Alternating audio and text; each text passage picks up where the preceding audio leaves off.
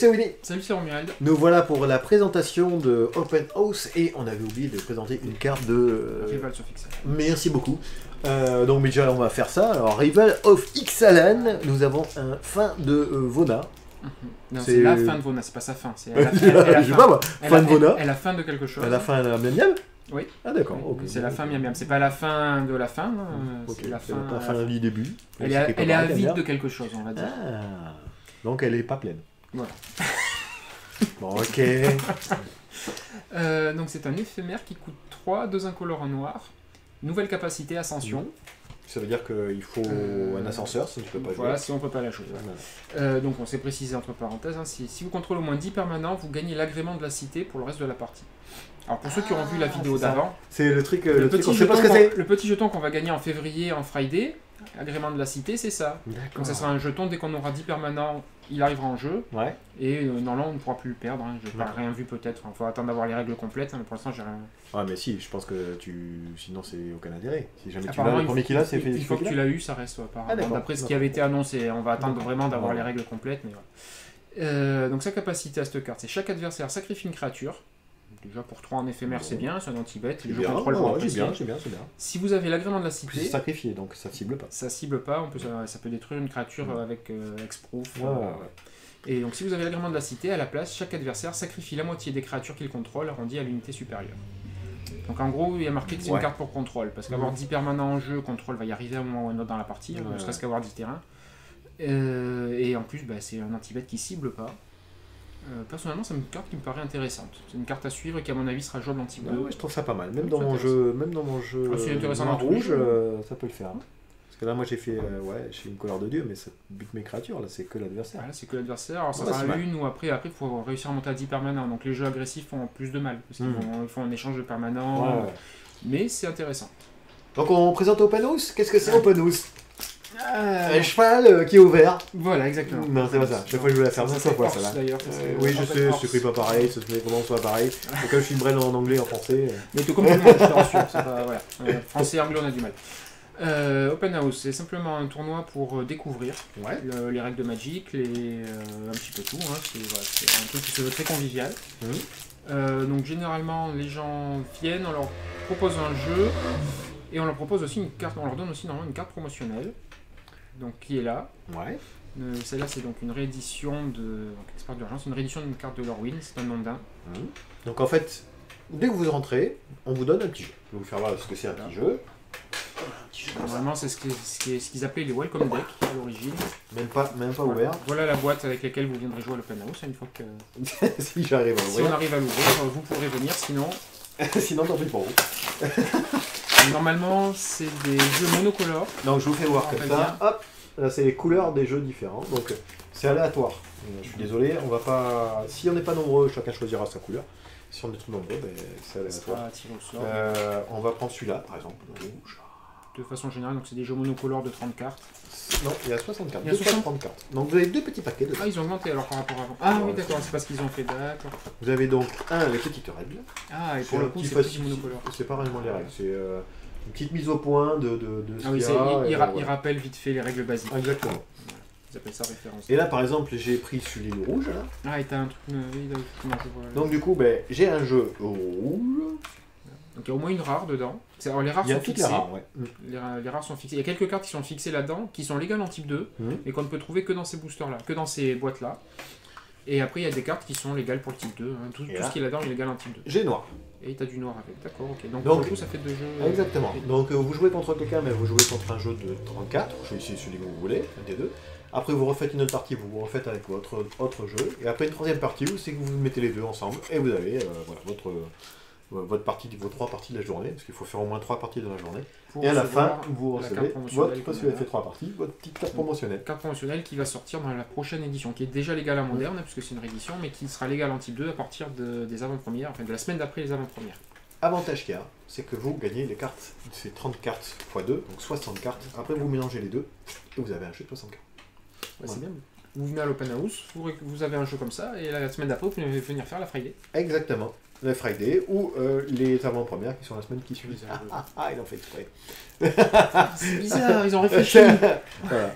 Alors j'aurais bien voulu vous faire voir au moins un truc là. J'arrive pas à l'ouvrir. Si tu arrives. Alors normalement, il y a une petite languette, il faut Ouais, juste réussir à la mais- trouver. Moi, je mange plus chewing-gum à cause de ça. J'arrive pas à ouvrir. Il pourrit, ça. Donc là, je vais vous faire voir en vitesse le rouge. Et après, je pense qu'on va arrêter là pour la vidéo. Peut-être le rouge noir. d'ailleurs. C'est assez emblématique. Hein. Vous pouvez voir, c'est du type 2 encore. Ah oui, mais c'est type considéré comme 2. type 2. Avec ta ouais. révolte, c'est type 2. Oui. Et c'est souvent des cartes qu'on oublie.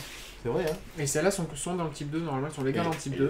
Moi, honnêtement, je les oublie à chaque fois hein, quand je fais mes jeux. Ben, en fait, mais de façon générale, personne n'y pense. Ça Et regarde il s'arrange aussi pour ne pas avoir de cartes très marquantes qui soient très du type 2. Ouais, choc, c'est pas mal. Hein. Oui, c'est une bonne carte. Toujours été bien, choc. 21, on s'en fout. Il y a des montagnes dedans. Ah, un gros. 5 200 capacité pour 4. Ah. C'est très bien quand on apprend à jouer, mais au bout d'un moment, vous allez voir, vous allez arrêter de les jouer. Au début, c'est bien, c'est vraiment très fun. Oui, c'est ça. Vous jouez avec des decks qui sont à peu près équilibrés, c'est très très sympa. Ouais, ça, par contre, ce côté-là, ils l'ont bien fait. c'est que les Autre jeux sont avantage qu'il y a, équilibrés. comme vous venez au magasin, s'il y a des même si vous ne savez pas jouer, on vous apprend à jouer, hein, c'est un peu le but du truc. Et s'il y a des petits problèmes de règles, ben, vous appelez, et puis moi j'arrive voilà, et je frappe celui qui n'a pas tort et qui a tort. Voilà. Non, c'est pas vrai. Ou parfois celui qui a raison, mais ça dépend, celui qui a tort a donné plus. Donc voilà, voilà. il faut payer. Voilà, Non, c'est pas vrai. Non, bien sûr. Non, c'est juste, voilà, le principe des open house, c'est vraiment de découvrir les règles pour ceux qui ne seraient pas familiarisés avec les règles, notamment le fait des règles de tournoi. Même si ça reste au niveau basique, on n'est pas là pour gagner un tournoi ou pas, c'est là pour apprendre en s'amusant, découvrir. Exactement. C'est aussi pour ça que ça vient avant les AP, parce que là vous allez découvrir des cartes de capacité. Ça vous permet aussi de mettre un pied dans le magasin si vous êtes juste venu, quoi. Voilà, ça vous fait un petit... Sans faire des tournois contre des gens qui jouent tous les jours. Et sans payer, parce que c'est gratuit. Et en plus, en ayant 64 cadeaux, je peux vous dire qu'il y a même des joueurs qui jouent tous les jours, qui font des tournois et qui en gagnent, qui repartent pas avec 60 cartes. Ah bah ça c'est clair. Ça a été révolte. Ouais. Beaucoup de cartes dans le temps, c'est que le rouge de la été révolte n'est pas trop mal. Ouais. Alors ils ont tout mis des trucs en deux. Hein. Il y a pas mal de il me semble que j'ai vu, il y a pas mal de trucs en deux et tout. Bon. Mais ils ont essayé que ça soit à peu près, comme tu disais, c'est à peu près équilibré, donc les jeux ont une certaine consistance. Le fait d'avoir les cartes en double fait qu'il y a une certaine consistance, qu'on réussit à avoir les... Alors après, je suis pas sûr que si jamais vous prenez le rouge, que ce soit toujours rouge-noir.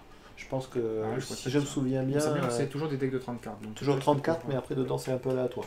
Ça peut être rouge-bleu, ça peut être... C'est bien rouge. Le deuxième, je vous fais voir le noir. Et après je pense qu'on va arrêter là pour la vidéo.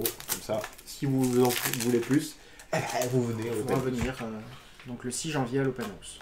C'est ça. Matin, après-midi, le 6 janvier, je sais pas. En plus je l'ai marqué je pense sur le site. Super bon, on peut pas...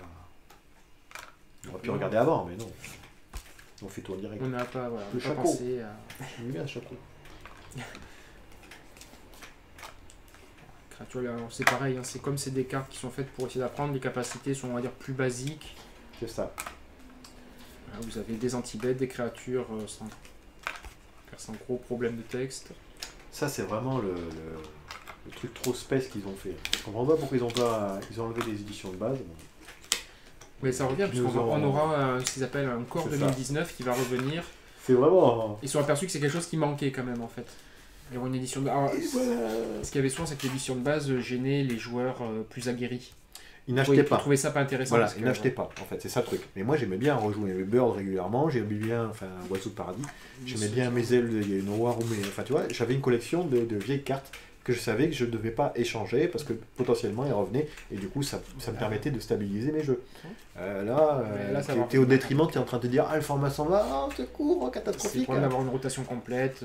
Et encore ils l'ont ralenti, on est revenu au rythme qu'il y avait avant. Ouais, un peu plus long. Et donc là on aura maintenant, ils ont appelé Core 2019 pour l'instant, mais il semble que c'est pas le nom officiel, mais on aura une édition comme les éditions d'avant qui tombera apparemment pendant l'été.